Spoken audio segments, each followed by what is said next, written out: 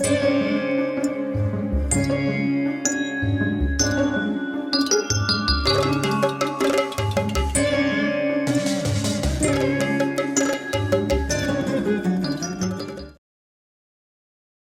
పులి దగ్గర వెళ్ళి అది గీక్కొని పారేసే తింటుంటే పులి ఊరికే ఉంటుందా? అయినా అది అలాగే సాహసం చేసి తింటూ ఉంది. అలాగే ఈ కథలో నువ్వు ఈ భూలింగ పక్షివై ప్రవర్తిస్తున్నావు. ఈ సభలో అతిగా ప్రవర్తిస్తూ ఉన్నావు, సాహసం చేస్తూ అతిగా వాగుతూనే ఉన్నావు. ఓ భీష్మ, ఒక్క మాట గుర్తుంచుకో, ఈ రాజులు గనుక తలుచుకుంటే నీకు జీవితమే ఉండదు. ఒక్కపారి ఏమైనా తలుచుకుంటే నా వెనకలు ఉండేవాళ్ళందరూ. ఈ విషయం నీకు బాగా తెలుసు. అయినా నువ్వు లోకం నిందించే పనులే మళ్ళీ మళ్ళీ మళ్ళీ మళ్ళీ చేస్తున్నావు. నీలాంటి వాడు అసలు ఈ భూమి మీద ఇంకొకడు లేడు అని శిశుపాలుడు రెచ్చిపోయి మాట్లాడాడు.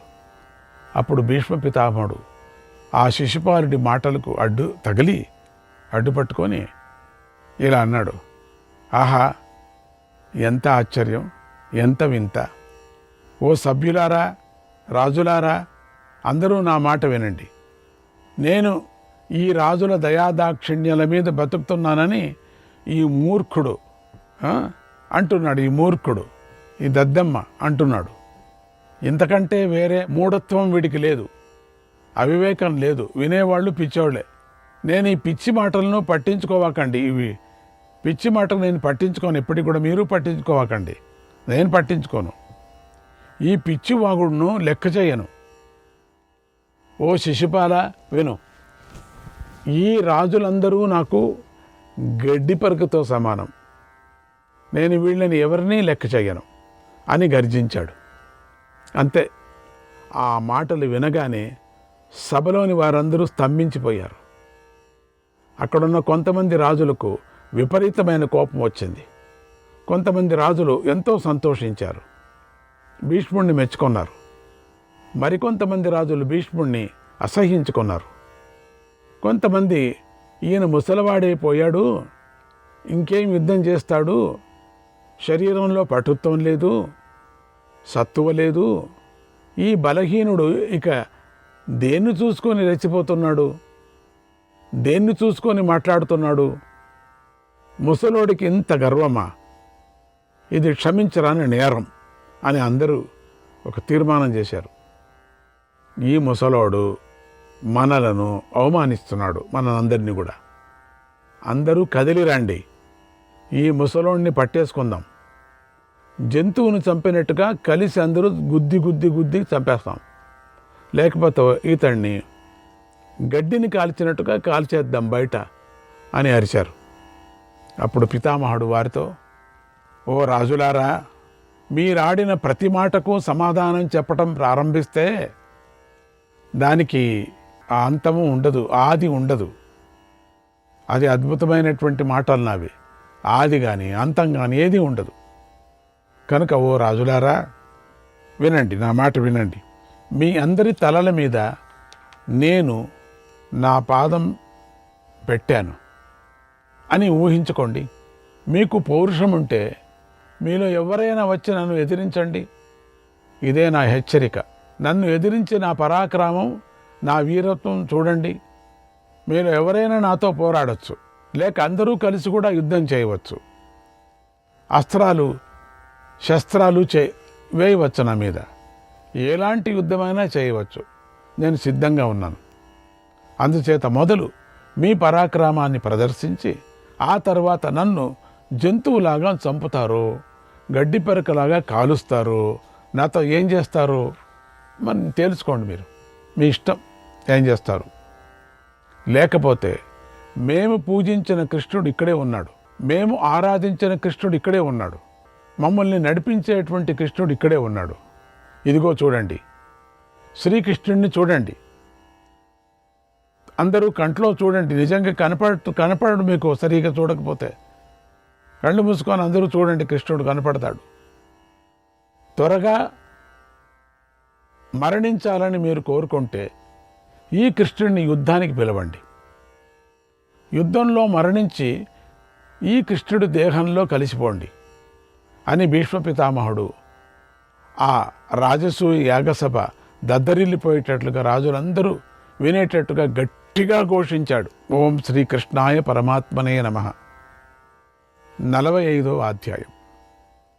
నిండు సభలో భీష్మ పితామహుడు రాజులందరి ఎదుట తన పరాక్రమాన్ని ప్రకటించాటన చూసి శిశుపాలుడు చూశాడు. అతడికి చాలా కోపం వచ్చింది. కృష్ణుడితోనే యుద్ధం చేయాలని ఇలా అన్నాడు. ఓ కృష్ణ, ఈ ముసలివాడు ఈ భీష్ముడు ఏమేమో వాగుతూ నన్ను రెచ్చగొట్టాడు. సరే, నేను నీతోనే యుద్ధం చేయాలనుకుంటున్నాను. పైకిలే, నాతో యుద్ధం చేయి, రా, నువ్వు నేను తేల్చుకుందాం. ఇప్పుడు జరిగే యుద్ధంలో ఈ పాండవులతో పాటు నిన్ను కూడా చంపేస్తాను. ఈ పాండవులు నీతో పాటే చంపదగ్గవారు, ఎందుకంటే నిన్నే అనుసరించారు, నీ వెనకలే ఉన్నారు కాబట్టి వీళ్ళందరినీ చంపేస్తాను. యముడింటికి వెళ్ళపోవలసిన వారు వీళ్ళంతా కూడా, ఎందుకంటే వారు ఈ రాజులు ఎవరినీ పూజించలేదు, ఇక్కడ ఉంచిన వాళ్ళని ఎవరినీ గౌరవించలేదు, పూజించలేదు. గౌరవం ఏమిటి? 3 రోజుల నుంచి పూజిస్తూనే ఉన్నాడు అంటే మొదట అర్ఘ్యం ఇవ్వలేదు అని, అందుకే వీడికి గౌరవించలేదు. నిన్నే పూజించారు, నిన్నే గౌరవించారు, నీ వెంటే పడ్డారు, నిన్నే పట్టుకున్నారు. నువ్వేమో రాజువు కావు, దాసుడువు, రెండవది గోపాలుడువు, చెడు బుద్ధి గలవాడువు. వీరు చిన్నతనం నుండే నిన్ను పూజిస్తున్నారు. వీళ్ళకి తెలియదు పాపం, ఎవరిని పూజించాలో ఎవరిని పూజించకూడదు అని తెలియదు వీళ్ళకి. అంటే బుద్ధి చెప్తున్నాడు వీడు. ఇదొక వింత విషయం, దీనికి నేను ఆశ్చర్యపోతున్నాను. అనర్హుడే అయినటువంటి నిన్ను పూజించినందుకు, వీడిని పూజించినందుకు మీరు నా చేతిలో చస్తారు. వీడు అనర్హుడు, యోగ్యత లేనివాడు అని ఏదో దూషిస్తున్నాడు అని శిశుపాలుడు సభలో గర్జించాడు. ఇలా రాజసూయాగ సభలో అందరి మాటలు పూర్తి అయ్యాయి, అందరి కోపాలు ప్రకటమయ్యాయి. అందరూ తమ మనసులో అభిప్రాయాలు చెప్పారు. అందరూ కోపావేశాలతో ఊగిపోతున్నారు. సభ అంతా రకరకాల మాటలతో సముద్రంలాగా అల్లకల్లోలంగా ఉంది, గజ గజ గజ గజ గజ గజ అని. అప్పుడు శ్రీకృష్ణుడు అందరినీ చూసి నోరు విప్పాడు. అందరి కోపావేశాలను శాంతింపజేస్తూ మధురంగా ఇలా మాట్లాడాడు. ఓ రాజులారా, ఈ శిశుపాలుడు మా మేనత్త కొడుకు. ఇతడు మాకు బంధువే కానీ మా శత్రువు. వీడు క్రూరాతి క్రూరుడు. ఏ అపకారము చేయని వారికి కూడా వీడు హింసించాడు, వారిని బాధించాడు. ఆ విషయాన్ని మీకు చెబుతున్నాను వినండి. మేము ఒకసారి ద్వారక నుంచి ప్రాగ్జ్యోతిషపురానికి వెళ్ళాం. అప్పుడు వీడు మేము ద్వారకల్లో లేము అనే వార్తను చారుల ద్వారా తెలుసుకున్నాడు. వెంటనే ద్వారకకు వచ్చేసి మా నగరాన్ని కాల్చేశాడు. మరొకసారి రైవతక పర్వతం మీద భోజరాజు క్రీడిస్తూ ఉన్నాడు, ఆనందంగా విహరిస్తూ ఉన్నాడు. వీడిని ఆ విషయం చారుల వల్ల తెలిసిపోయింది వీడికి. వెంటనే ఏం చేశాడు వీడు? అక్కడికి కూడా వెళ్ళాడు. వాళ్ళల్లో కొందరిని చంపేశాడు, మరికొందరిని బంధించి తన పురానికి తీసుకొని వెళ్ళిపోయాడు. ఎంత చెడ్డ పని చేశాడు. మళ్ళీ ఇంకొక పని ఏం చేశాడు? నా తండ్రి అశ్వమేధ యాగం చేస్తూ గుర్రాన్ని విడిచిపెట్టాడు. గుర్రం వెంట రక్షకులను పంపాడు. అప్పుడు ఈ పాపాత్ముడు యజ్ఞానికి విఘ్నం కలిగించాలని ఆ గుర్రాన్ని దొంగిలించాడు. ఘోరమైన తప్పు చేశాడు. మరొకసారి మునీశ్వరుడైనటువంటి బభ్రుడి భార్య హస్తినాపురం నుండి సౌవీర దేశానికి వస్తూ ఉన్నది. ఆ విషయం వీడికి చారుల ద్వారా తెలిసింది. వెంటనే వీడు ఆమె వద్దకు వెళ్ళాడు. ఆమెను చూడటంతోనే మోహించాడు. ఆమెకు వీడంటే ఇష్టం లేదు. ఆమె వేడుకుంటోంది, అయినా సరే వీడు ఆమెను విడిచిపెట్టలేదు. ఆమె ఏడుస్తున్నా సరే వీడు ఆమెను ఎత్తుకొని పోయాడు. ఇలా మహాపరాధం చేశాడు. వీడు చేసిన ఘోరాలు ఎన్నో ఉన్నాయి, వాటిని మనం లెక్కబెట్టలేం. ఒక్కసారి ఈ క్రూరుడు వేషం వేసుకొని తన మేనమామ అయినటువంటి విశాలరాజు వద్దకే వెళ్ళాడు. అప్పుడు ఆయన తపస్సు చేసుకుంటున్నాడు పాపం. అప్పుడు వీడి కన్ను ఆయన కూతురు మీద పడింది. వీడి కన్ను. ఇదే మంచి సమయం అనుకున్నాడు. వీడు ఆయన కూతురైనటువంటి భద్రను ఎత్తుకుపోయాడు. ఇదొక ఘోరమైన అపరాధం చేశాడు. ఇలా వీడి అకృత్యాలన్నీ నేను మా మేనత్త కోసమే సహించాను, మా మేనత్తకిచ్చిన మాట కోసమే భరించాను. మా మేనత్త ముఖం చూసే వీడు పెడుతున్న బాధలను ఓర్చుకున్నాను. వీడు ఆడుతున్నటువంటి మాటలను క్షమించాను. ఇక వీడు హద్దులు దాటాడు, మితిమీరిపోయింది. ఇప్పుడు వీడు రాజులందరినీ సమక్షంలో అందరి ఎదుట మమ్ముల్నే నిందిస్తున్నాడు. ఇది దైవవశాత్తు జరిగింది. ఇది కావాలా, ఇట్లా కావాలా, ఇది సందర్భం రావాలా అని జరిగింది. వీడికి నా మీద ఎంత పగ ఉందో చూడండి. వీడు ఎంత ప్రతీకారం చేయాలనుకుంటున్నాడో గమనించండి. వీడు పరోక్షంగా ఏం చేశాడో ఇప్పుడే మీకు చెప్పాను. వీడు ప్రత్యక్షంగా ఏమేమి కూశాడో ఇప్పుడే మీరు చూశారు. ఇక వీడికి కాలం మూడింది. అందరి సమక్షంలోనూ నన్ను అవమానించటం పెద్ద తప్పు. అందరి ముందు నన్ను నిర్లక్ష్యం చేయటం మహా అపరాధం, క్షమించరాని నేరం. వీడు తప్పులు తిద్దుకోలేనంతగా చేసేశాడు. ఇక అయిపోయింది, మీరిపోయింది. కనుక వీడికి నేను మరణదండనే సరైనటువంటి శిక్ష. ఇప్పుడు వీడు మరణాన్ని కోరుకుంటున్నాడు, మృత్యువునే పిలుస్తున్నాడు. ఈ మూర్ఖుడు, ఈ దుర్మార్గుడు పూర్వం రుక్మిణీదేవినే కోరుకున్నాడు, కానీ పొందలేకపోయాడు అన్నాడు కృష్ణుడు. ఆ మాటలు విని రాజులందరూ శిశుపాలుని నిందించారు. అప్పుడు మాత్రం కొంతమంది వెనకల ఉండేవాళ్ళు కొంచెం రియలైజేషన్ అవుతున్నారు. రుక్మిణినే కోరుకున్నాడు అన్నప్పుడు కొంతమంది అవునా అవునా తూ అని కొంతమంది అట్లా వచ్చారు. ఈ తిట్లనంతా విని శిశుపాలుడు ఒక్కపారి బిగ్గరగా నవ్వాడు. సినిమాలో నవ్వుతుంటారే రాక్షసులు, అట్లా నవ్వాడు, బిగ్గరంగా నవ్వాడు. ఇలా అన్నాడు నవ్వుతూ, ఓ కృష్ణ, రుక్మిణిని మొదటిగా నాకిచ్చి పెళ్లి చేయాలనుకున్నారు. రాజులారా అందరూ వినండి, అది అందరికీ తెలుసు ఆ సమయంలో. ఆ విషయం గురించి ఇప్పుడు ఈ సభలో అని టీవీగా ముందు పెట్టుకుంటూ ఆ చేతులు ఊపించుకుంటూ దాన్ని ఒక చేతిలో కత్తి పట్టుకుంటూ ఇంకొక చేతిలో డాలును పెట్టుకుంటూ అట్లా ఊగుతూ విర్రవీగుతున్నారు. వెనక తట్టు సేవకులంతా వాడి జుట్టు, వాడి పంచ ఉంటుంది, ఆ పంచ అదంతా పట్టుకొని వాడు ఊగినట్టు వీళ్ళు ఊగుతున్నారు. సభ అంతా ఊగాడు. ఊగింది ఎవరి మీద పడతారో తెలీదు.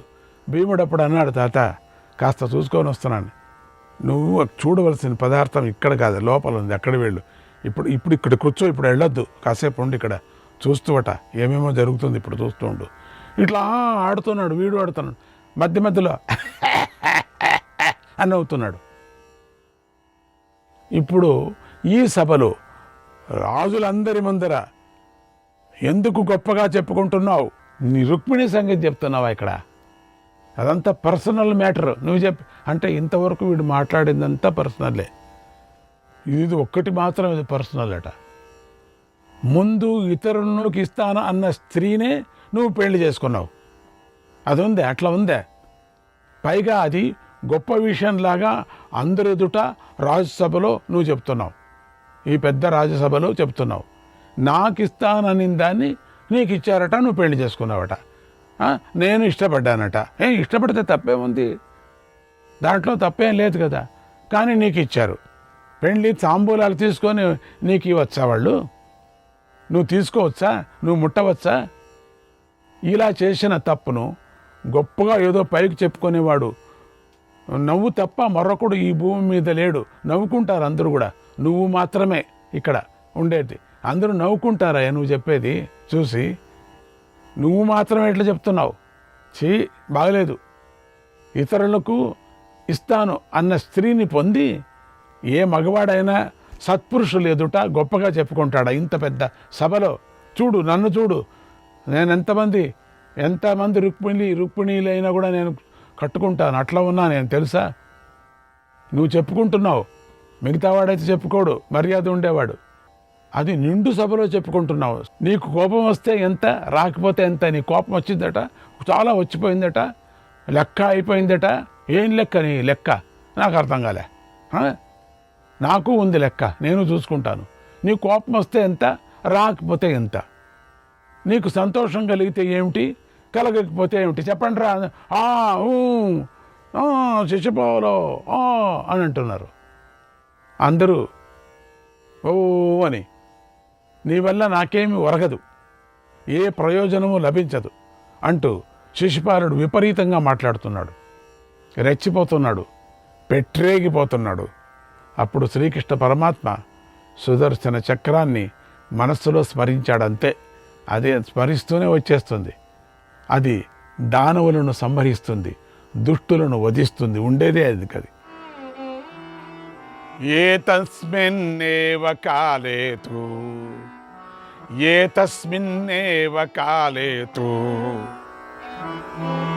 చక్రే హస్తగతే సతి ఉవాచ భగవానుచ్చైః వాక్యం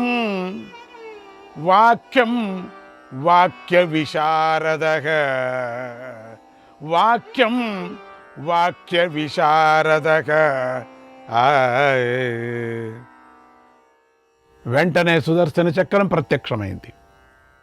సుదర్శనుడు ఆయన అనుకుంటూనే వచ్చేస్తుంది. రాక్కమని చేతిలో వచ్చింది, శ్రీకృష్ణుడి చేతుల్లోకి వచ్చింది. వచ్చాడు సుదర్శనుడు. శ్రీకృష్ణుడు అందరికీ వినిపించేటట్లుగా పెద్దగా ఇలా అన్నాడు, శృణ్వంతు మే మహీపాలాగ ఏనైతత్ క్షమితం మయా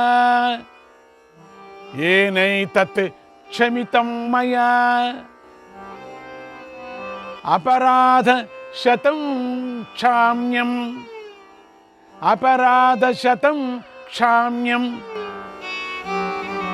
మాతురస్యైవ యాచనే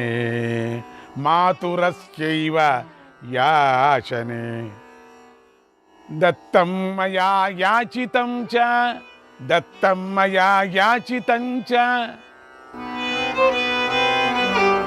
తాని పూర్ణాని పార్థివాగ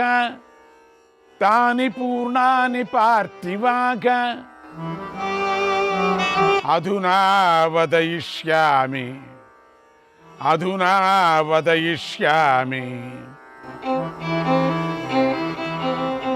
పశ్యతాం వో మహీక్షితాం